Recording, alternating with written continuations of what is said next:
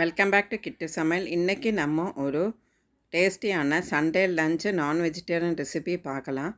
Chicken பிரியாணியும் மிர்ச்சிக்காய் சலானும். இது ரொம்பவே டேஸ்டியாக இருக்கும். கொஞ்சம் டைம் கன்சம்ஷன் தான், இருந்தாலும் ரொம்ப டேஸ்டியாக இருக்கும். இது வீட்டிலே நம்ம பண்ணலாம்.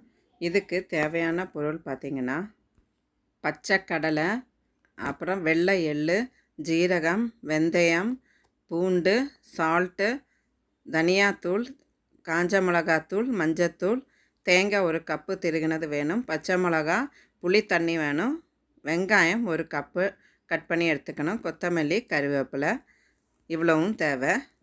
இப்போது இந்த ரெசிபி எப்படி பண்ணுறதுன்னு பார்க்கலாம். ஃபஸ்ட்டு கடாயில் எண்ணெய் விடாமல் இந்த பச்சை கடலையை எள்ளும் நல்லா வறுக்கூட ஜீரகமும் சேர்த்துடலாம்.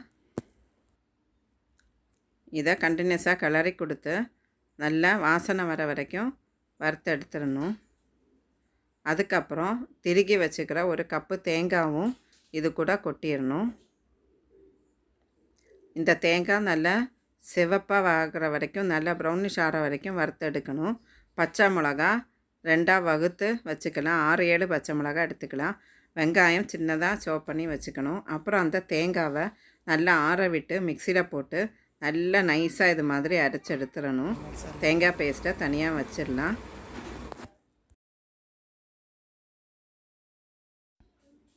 பச்சை மிளகா இது மாதிரி 2ஆக வகுத்து வச்சிடணும். ஃபுல்லாக கட் பண்ணக்கூடாது. இதை கடாயில் எண்ணெய் விட்டு இது தேவைக்கு பச்சை மிளகா எடுத்துக்கலாம். காரம் இருக்கிற ஒரு டிஷ்ஷு தான் இந்த மிர்ச்சிக்காய் சலான். ஸோ அது வறுத்து தனியாக மாற்றி வச்சிடணும். அப்புறம் அந்த கடாயில் கொஞ்சம் எண்ணெய் ஜாஸ்தியாக விட்டு கடுகு, கருவேப்பிலை, ஜீரகம் எல்லாம் போட்டு தாளிக்கணும். தாளித்த பிறகு அடுத்தது அந்த சின்ன சின்னதாக கட் பண்ணி வச்சுக்கிற வெங்காயத்தையும் இதில் போட்டு நல்லா வதக்கணும்.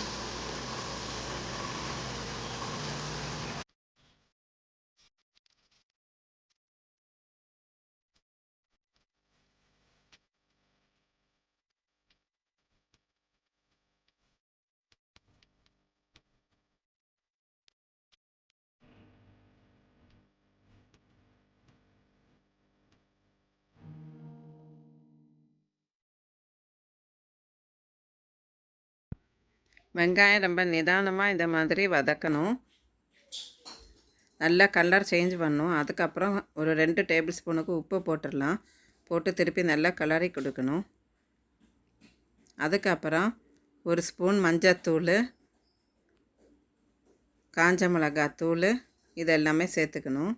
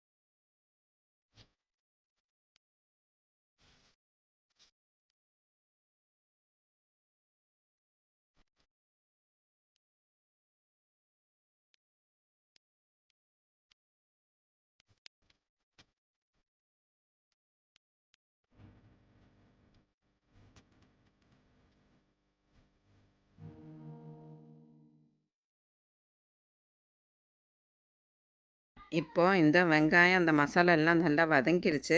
நம்ம அரைச்சி வச்சுருக்கிற அந்த தேங்காய் பேஸ்ட்டையும் இது கூட சேர்த்து தேவைக்கு தண்ணி விட்டு புளி தண்ணியும் விடணும். விட்டு புளி தண்ணி கொஞ்சம் ஜாஸ்தியாகவே விடணும். விட்டு நல்லா திளைக்க விடணும். நல்லா வற்றி வரணும் இது.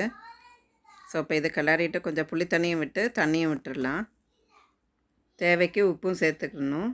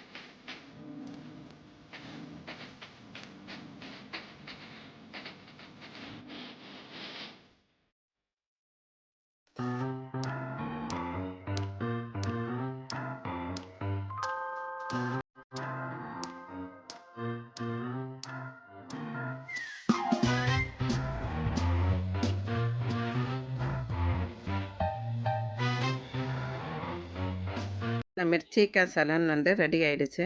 அடுத்தது நம்ம சிக்கன் பிரியாணி எப்படி பண்ணுறதுன்னு பார்க்கலாம். அதுக்கு அரிசி 6 கப் அரிசி எடுத்திருக்கேன்.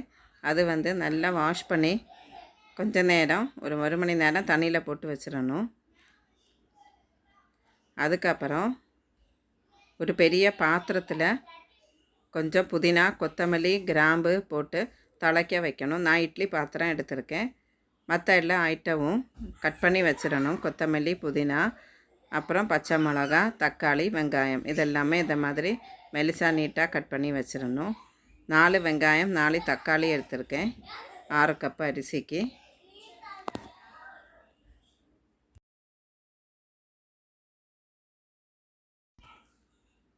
அதுக்கு அடுத்தது சிக்கனும் நல்லா வாஷ் பண்ணி ரெடி பண்ணி வச்சிடணும்.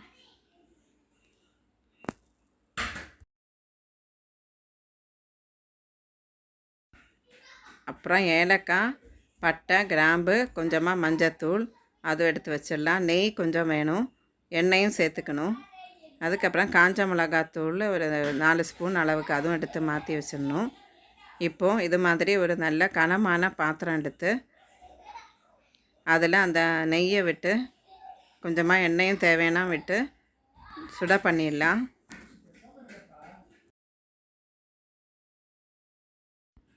அதுக்கப்புறம் அந்த ஏலக்காய், கிராம்பு, பட்டை இது எல்லாமே அதில் போட்டு ரொம்ப நிதானமாக வதக்கி எடுக்கணும். இது ரொம்ப பொறுமையாக பண்ணுற ஒரு ரைஸு தான் இந்த பிரியாணி. எண்ணெயில் அந்த கிராம்பெல்லாம் நல்லா வறுத்து வந்ததும் இந்த வெங்காயத்தை அதில் கொட்டிடணும். கொட்டி இது கொஞ்சம் நேரம் ஆகும். ஃபுல்லாக நல்ல கலர்லாம் சேஞ்ச் ஆகி எண்ணெய் தனியாக வரும். அந்த அளவுக்கு இது கிளறி கொடுத்துட்டே இருக்கணும்.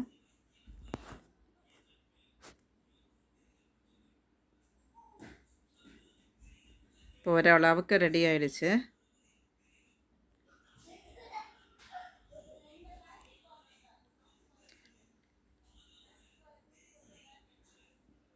தக்காளியும் நம்ம ரெடி பண்ணி வச்சுக்கிறோம்.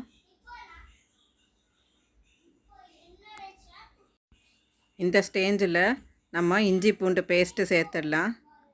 இது வீட்டிலே பண்ண இஞ்சி பூண்டு பேஸ்ட்டு தான். அது சேர்த்து நல்லா கிளறி கொடுக்கணும். பச்சை வாசனை போகிற வரைக்கும் நல்லா கிளறி கொடுத்துடணும்.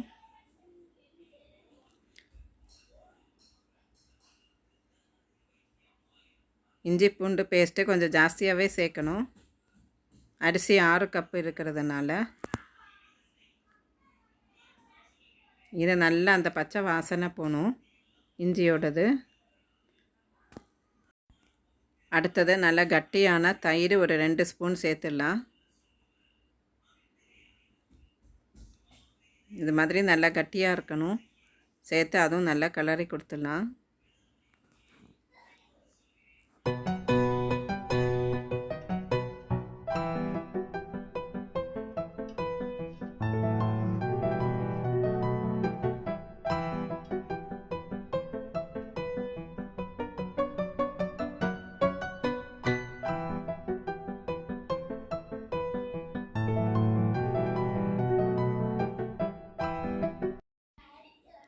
இப்போது மஞ்சத்தூள், காஞ்ச மிளகாத்தூளும் சேர்க்கணும்.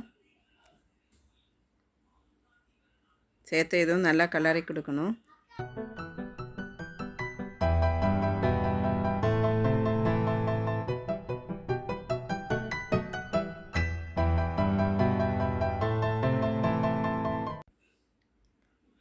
கொஞ்சமாக பிரியாணி பவுடரும் சேர்த்துடலாம். சேர்த்து திருப்பியும் நல்லா கிளறி கொடுக்கணும்.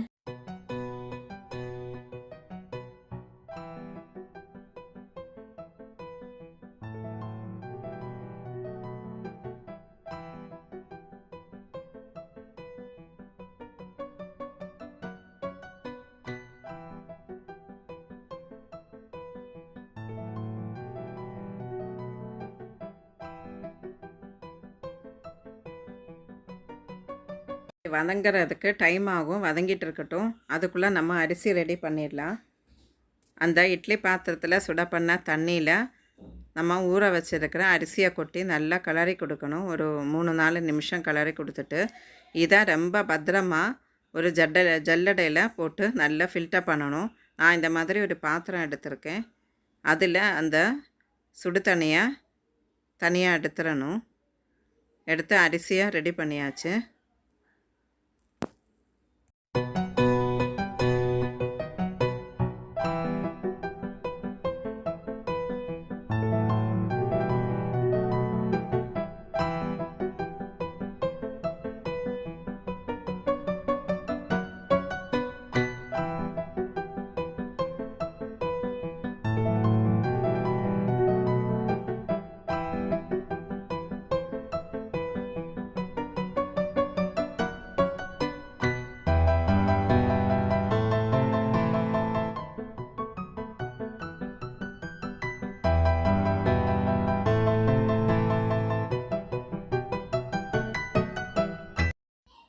இப்போது இந்த பாத்திரத்தில் இருக்கிற ஐட்டம் எல்லாம் நல்லா ரெடி ஆகிடுச்சு. இப்போ இந்த தக்காளியை சேர்த்துடலாம். சேர்த்து கிளறி கொடுத்துட்டு புதினா, கொத்தமல்லி அதுவும் சேர்த்துடலாம். புதினா, கொத்தமல்லி எல்லாமே கொஞ்சம் ஜாஸ்தியாக வேணும்.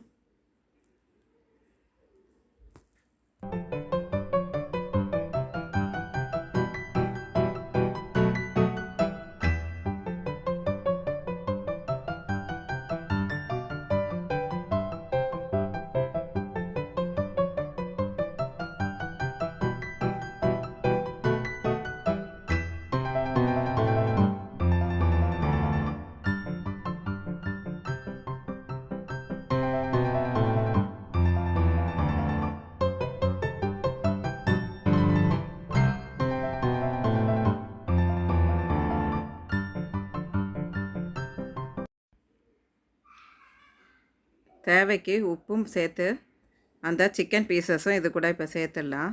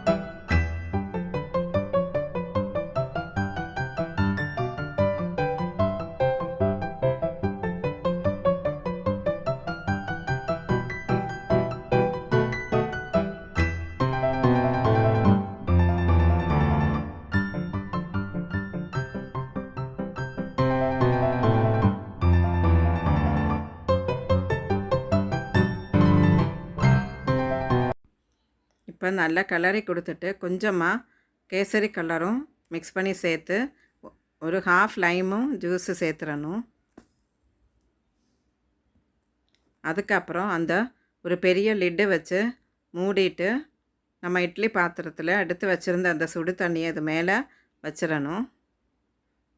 வச்சு நல்லா டைட்டாக க்ளோஸாக இருக்கும். அதுக்காக தான் இப்படி பண்ணுறது. ஸ்டீம் வெளியில் வராமல் இருக்கும். மூடி வச்சு இடையில எல்லாம் திறந்து பார்க்கக்கூடாது. டிஸ்டர்ப் பண்ணாமல் அந்த பிரியாணியை ரெடி பண்ண விட்டுறணும். 20 நிமிஷம் கழித்து தான் இந்த வெசலை நம்ம ஓப்பன் பண்ணி பார்க்க முடியும். அப்போது டேஸ்டி பிரியாணி இப்போது ரெடியாக இருக்குது.